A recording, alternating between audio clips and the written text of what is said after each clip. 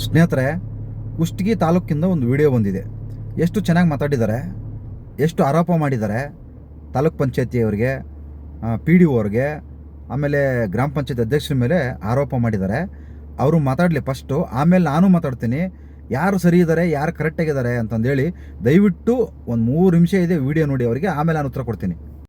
ಇದ್ರಲ್ಲ, ಇದು ಬಂದ್ಬಿಟ್ಟು ಎಂತ ಭ್ರಷ್ಟ ಅಧಿಕಾರಿಗಳಿದ್ದಾರೆ ಅನ್ನೋದಕ್ಕೆ ಒಂದು ಸಣ್ಣ ಝಲಕ್ ತೋರಿಸ್ತೀನಿ. ಅಮರ, ನಿಮ್ದು ಜನತಾ ಮನೆಗೆ ಎಷ್ಟು ದುಡ್ಡು ಇಸ್ಕೊಂಡಾರಿ? 20,000 ಇಸ್ಕೊಂಡ್ರಿ. ಯಾರು ಇಸ್ಕೊಂಡಾರಿ? ಇದು ಬಸವ್ರಿ ಮೇಟಿ ಬಸ್ಸು. ಏನದನ್ರಿ ಅವ ಪಂಚಾಯತ್ ಒಳಗೆ? ಅಧ್ಯಕ್ಷದನ್ರಿ. ನೋಡಿ, ಒಬ್ಬ ಅಧ್ಯಕ್ಷ ಒಬ್ಬ ಬಡ ಕುಟುಂಬದ ಅಜ್ಜಿ, ಅವ್ರಿಗೇನು ಗೊತ್ತಾಗಲ್ಲ ಅಂತಂದ್ಬಿಟ್ಟು ಒಂದು ಮನಿ ಹಾಕಿಸ್ಕೊಡ್ತೀನಿ ಅಂತಂದ್ಬಿಟ್ಟು 25,000 ದುಡ್ಡುಗಳನ್ನ ಇಸ್ಕೊಂಡವ್ರೆ. ಅಕ್ಕಾರ ನಿಮಗೆ? ನಮ್ದು ಕೊಳ್ಳಿ ಮಹೇಶ್ ನಂಬರ್ ರೀ. ನೋಡಿ, ಇಲ್ಲಿ ಇನ್ನೊಬ್ಬ ಮೆಂಬರ್ ಇಸ್ಕೊಂಡವನೆ. ಅಮರ, ನಮ್ದು 5,000 ಇಸ್ಕೊಂಡ್ ನೆಕ್ಕೊಂದ್ರಪ್ಪ, ದುಡ್ಡು ನಿಲ್ಲ ಏನ್ ಆಧಾರ್ ಕಾರ್ಡ್ ಹಿಂದಕ್ಕೆ ಬ್ರದರ್ ಎಲ್ರು ಕಾಣ್ಲಿ. ಈಗ 5,000 ರೂಪಾಯಿ ಮೋದಿ ಮನಿ PM ಮನಿ ಹಾಕ್ನಂತ 5,000 ರೂಪಾಯಿ ಇಸ್ಕೊಂಡ್ಬಿಟ್ರು. ಅದಕ್ಕ ಒಂದ್ ಆಧಾರ್ ಕಾರ್ಡ್ ಇಲ್ಲ, ಏನಿಲ್ಲ, ಎಲ್ಲಿಲ್ಲ, ಎಲ್ಲ ತಿನ್ನೋದು ಅವ್ರ ಮತ್ತೆ ಅಂತ ಸಾಗಿಸ್ಕೊಳೋದು, ಅವ್ರ ಹೇಳಿ ತಿನ್ನೋದು ಸಾಗಿಸ್ಕೊಳೋದು, ಮತ್ತೆ ಏನಿಲ್ಲ, ಬಡಬಗ್ರಿಗೆ ಏನು ಕಣ್ಣೆತ್ ನೋಡಿಲ್ಲ. ನಿಜ ನಿಜ ಸರ್. ಮಹೇಶ್ 25,000 ಕೊಟ್ಟಿರಿ. 25,000 ಕೊಟ್ಟಿದ್ದಾರೆ. ನೀವೇ ಎಣಿಸ್ಕೊಟ್ಟಿರಿ. ನೋಡಿ ಮಹಾಜನಗಳೇ, ದುಡ್ಡನ್ನ ಎಣಿಸ್ಕೊಟ್ಟವ್ರೆ ಸರ್ಕಾರದ ವತಿಯಿಂದ ಬಡವರಿಗೆ. ಒಂದೇನೋ ಒಂದು ಸೂರ್ ಆಗ್ಲಿ ಅಂತ ಮುಟ್ಟು ಕೊಟ್ರೆ ಇವ್ರು ಆ ಸೂರಲ್ಲೇನೆ ಎಲ್ಲ ದುಡ್ಡು ಮಾಡ್ಕೊಂತಿದ್ದಾರೆ. ದಯವಿಟ್ಟು ಇದಕ್ಕೆ ಸಂಬಂಧಪಟ್ಟಂತ ಅಧಿಕಾರಿಗಳೇ ಸ್ವಲ್ಪ ಕಣ್ತರದ್ ನೋಡಿ. ಇದು ಒಂದು ಗ್ರಾಮದ ಕಥೆ ಅಲ್ಲ, ಇಡೀ ಕುಷ್ಟಗಿ ತಾಲೂಕಲ್ಲಿರೋಂಥ ಹಳ್ಳಿಗಳ ಗ್ರಾಮದ ಪರಿಸ್ಥಿತಿ ಇದೇ ತರ ಆಗಿದೆ.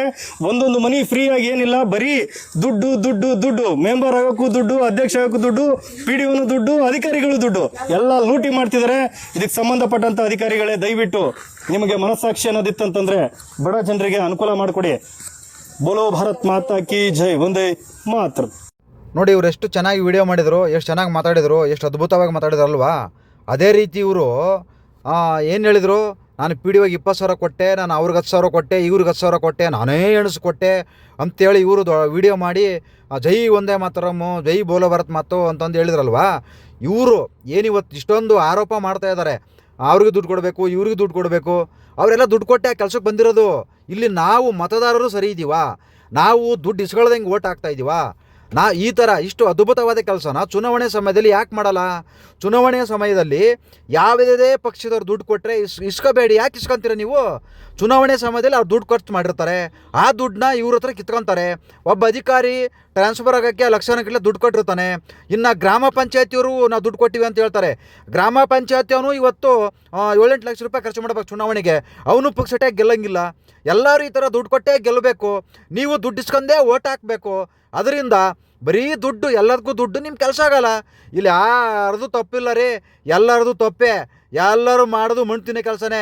ಇಷ್ಟೊಂದು ನೀವು ಅದ್ಭುತವಾಗಿ ವಿಡಿಯೋ ಮಾಡೋರು ಚುನಾವಣೆಯ ಸಮಯದಲ್ಲಿ ಯಾಕೆ ನಾವು ದುಡ್ಡು ಇಸ್ಕೊಂಡು ಓಟ್ ಹಾಕಬೇಕು, ಯಾಕೆ ದುಡ್ಡು ಇಸ್ಕೋಬಾರ್ದು, ಇದನ್ನು ಯಾಕೆ ನೀವು ಅರಿವು ಮೂಡಿಸೋಲ್ಲ ಜನಗಳಿಗೆ?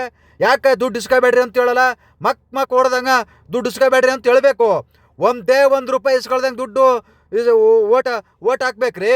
ಈ ಥರ ದುಡ್ಡು ಇಸ್ಕೊಂಡು ಓಟ್ ಹಾಕ್ಬಿಟ್ಟು ಎಲ್ಲ ಊರಲ್ಲಿ ದುಡ್ಡು ಇಸ್ಕೊಳ್ಬೇಕು. 3 ಪಕ್ಷದವರು ದುಡ್ಡು ಹಂಚುತ್ತಾರೆ. ಯಾಕೆ ಇಸ್ಕೋಬೇಕು ಅವಾಗ? ಈಗ ನಾ ದುಡ್ಡು ಹೋಯ್ತು ಅಂತಂದೇಳಿ ಬಾಯ್ ಬಿಡ್ಕೊಳ್ಳೋದು ಯಾಕೆ?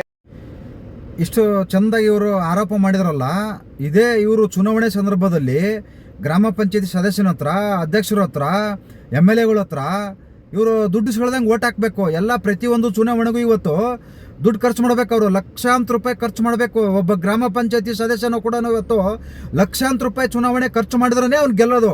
ಅಂಥ ಪರಿಸ್ಥಿತಿಗೆ ತಗೊಂಬಂದು ಇಟ್ಟಿದ್ದಾರೆ. ಅವರು ಕೂಡ ಎಲ್ಲರೂ ತಪ್ಪಿದೆ, ಇಲ್ಲಿ ಯಾರ್ದೇನು ಸಾಚವಂತರಲ್ಲ.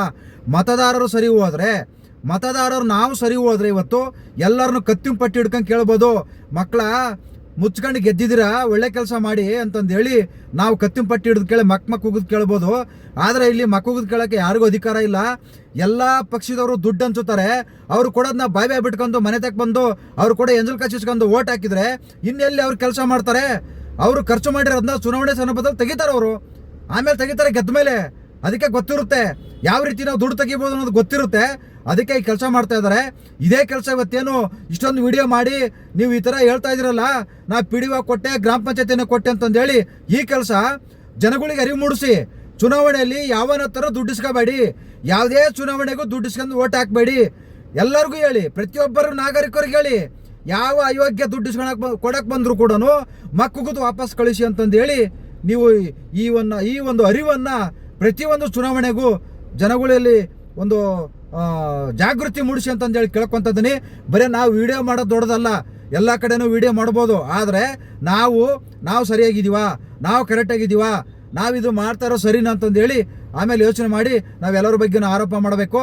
ಅವರು ಮಾಡ್ತಾ ಇರೋದು ತಪ್ಪು, ನಾವು ಮಾಡ್ತಾ ಇರೋದು ತಪ್ಪು, ಅಧಿಕಾರಿ ಮಾಡ್ತಾ ಇರೋದು ತಪ್ಪು. ಯಾರೂ ಸರಿ ಇಲ್ಲ, ಯಾರನ್ನೂ ದೂರಂಗಿಲ್ಲ. ಮತದಾರರು ಎಲ್ಲಿವರೆಗೂ ಸರಿ ಹೋಗಲ್ವೋ ಅಲ್ಲಿವರೆಗೂ ಈ ರೀತಿ ಇದ್ದೇ ಇರುತ್ತೆ. ಏನು ಮಾಡೋಕ್ಕಾಗಲ್ಲ. ಏನೇ ಕೆಲಸ ಆದರೂ ಕೂಡ ದುಡ್ಡು ಕೊಟ್ಟೇ ಮಾಡಿಸ್ಕೋಬೇಕು. ನಮಸ್ಕಾರ.